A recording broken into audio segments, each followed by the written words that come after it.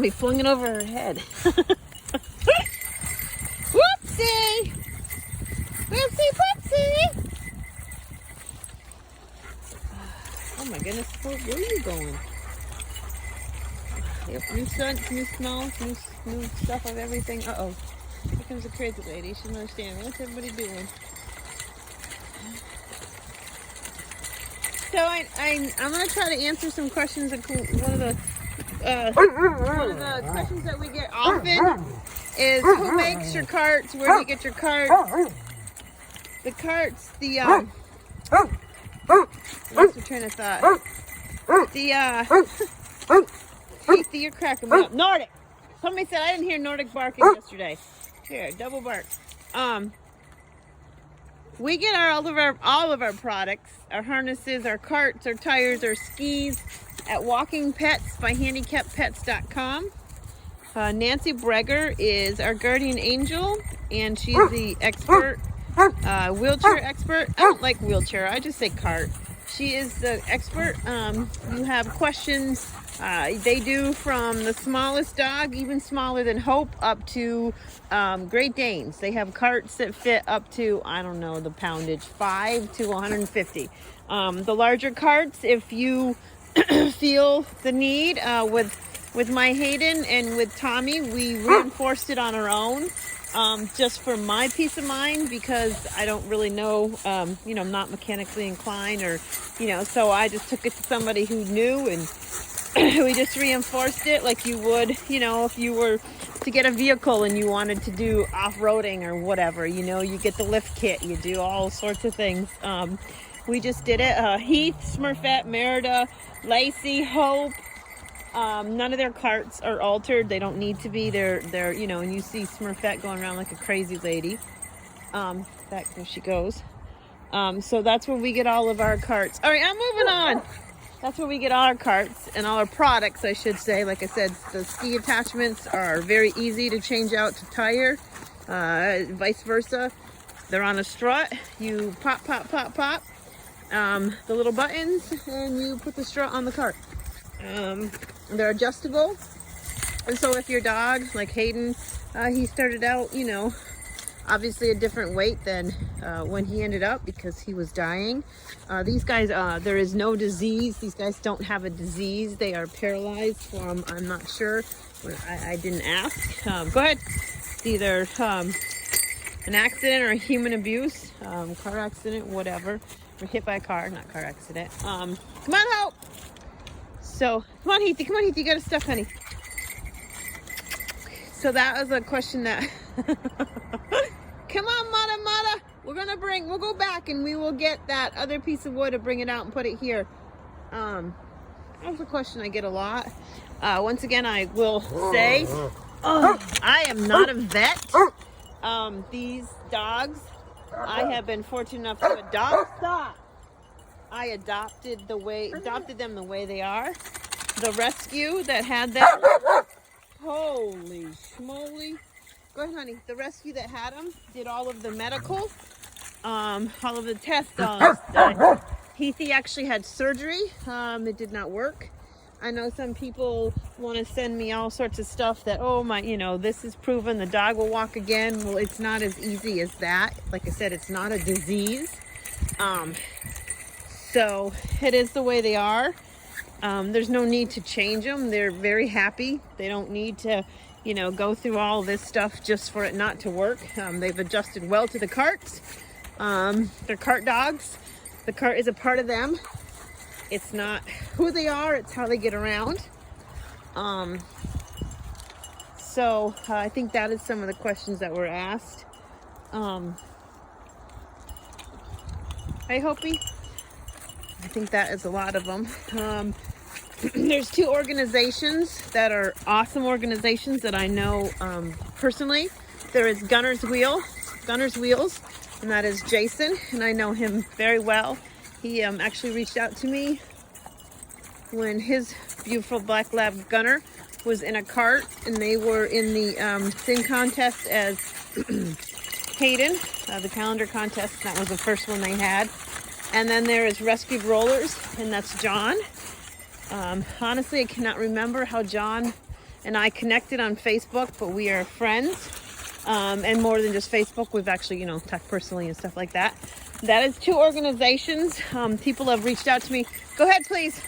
People have reached out to me and said, I have a cart. I'd like to donate it to you. I actually am not in the George. I'm actually not, like I said, I'm a mommy, so I'm not in that kind of, I have some carts that I have sent out myself that I haven't gotten back, which some people are still using, and some people just disappeared. When I first started this 5 years ago, when I first bought Hayden's cart, or got Hayden's cart, I bought like 5 other carts. Go ahead. For people, I would, see somebody with a shepherd and say, oh my goodness, my shepherd needs a cart. I can't afford it. I would buy the cart with the notion that they would return it. I asked them, when unfortunately it comes to time you don't need the cart anymore, please return it. They have disappeared, have not returned it, have not spoken to me. I have no idea where they've went. So I actually stopped doing that. The carts that I have loaned out, that are out, that I know people of them, that they have them, that they are in constant contact with me, they're still in use. So that is awesome. So the 2 organizations, like I said, Gunner's Wheels, Rescued Rollers, you can find them both on Facebook. They would be more than honored to receive this gift. We know what has to happen in order. Go ahead, Hopi. Come on, Heath. Sorry. We know what has to happen in order to have a cart passed on. And thank you so much for thinking of others. The cart in these 2 organizations are set up like an organization so that they have contact. The carts will come back and be used and passed back along, which is awesome. So if you, go ahead, if you have a cart and you are thinking about donating to us, thank you so much, but please donate it to them. Other information, like I said, is on Facebook. There's something else I was going to say too. There's things I'm trying to think of that I get a lot of questions on, or things like that. I know those are something that I always get. I know somebody's concerned the walk is too long for Hope. Like I said, nobody's forced to go for the walk. If it was too long, she could stop at any point in time. We would turn around, or sometimes, I'd pick her up, like in the wintertime when her tootsies get a little cold. It's not too long of a walk. They're healthy dogs, except for they're in a cart. And that's has nothing to do with their heart or anything like that. It has everything to do with paralysis in the back. Trying to think, huh, Mary? Mama's trying to think of things that she can just try to answer.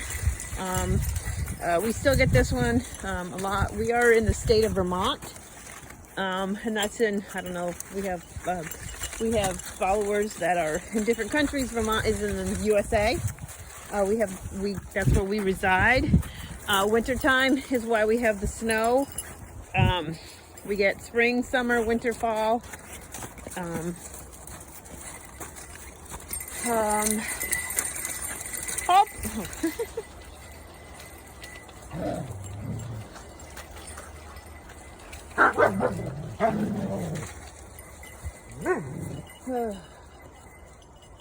Why is George, I get this question. Why is George always being scolded? Well, George, can you keep the stick out of Nordic's ear? George, just asking, man. I'm asking for a friend. Can you keep the stick out of Nordic's ear? Thanks. Much appreciated there, sir. Go ahead. No, I'm not afraid of meeting anything in the woods. I haven't seen anything. If that arises, then we will deal with it.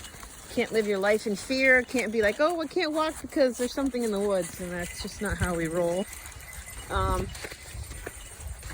Let's see. Anything else, bebopters? Oh, big question, like, how do they potty when they're in the cart? They potty just like a normal dog, except for Heath can't raise his leg like George does. Pee comes out, poo comes out. It happens. Yeah, and I think I was touching on the base of I'm not a vet. I can't tell you when to put your dog in a cart. I can't tell you when to have surgery. I can't tell you anything. Like I said, I adopted these guys in this position. My Hayden had degenerative myelopathy. It was not a choice. He was paralyzed. My vet said, don't do it. It's too hard. Hayden said, Mommy, I'm not ready to leave you. And here we are. So it's all a personal choice. I know I've had some people say, how do I know when it's time to, to say goodbye? I can't answer that for you. For me, it's when the quality of life is diminished, when they no longer look forward to you coming home or going out and doing things that they normally do, when their appetite is not around anymore, when you look at their eyes and there just isn't that little hint of anything in it anymore. They're tired, they're sick, they're, quality life, management of pain, that's the most important thing. I can't tell you. I can tell you I've had some people say, well, my friends think I should put my dog to sleep. And if one of my friends said, I think I should put my dog to sleep, Nordic! He had a leaf on his nose. They wouldn't be my friends anymore. You're not going to, you don't tell somebody, yeah, that's just, I mean, I know everybody's well-meaning, but this is, your life. This is what you choose to do. Nobody should tell you. And that's why I can't tell you what to do. You text me with the symptoms and stuff. I can't tell you what to do. You know your dog's best. And I think that if you're questioning it, you know, and you're just afraid to make that decision. It's an incredibly hard decision. That's why we have vets. Like I said, pain management. You coming? Pain management is huge. And quality of life. What the? A lot of noise in those bushes. Is it a yucky, wookie, wacky, wookie? What is it? Sasquatch. Fun fact here in Vermont, it is illegal to kill a Sasquatch. Squatch. Bigfoot. It's illegal to kill a Bigfoot in Vermont. Oh, wow. Some laws, I don't know. All right.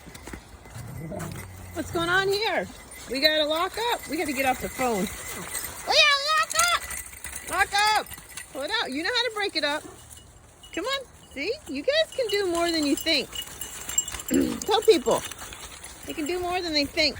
So they got to not doubt you. Huh. I live with them. You see 15 to 10 minutes of their life a day. I live with them. I know what they can and can't do. Okay. Mommy, this is a long one. I say love you. Love you.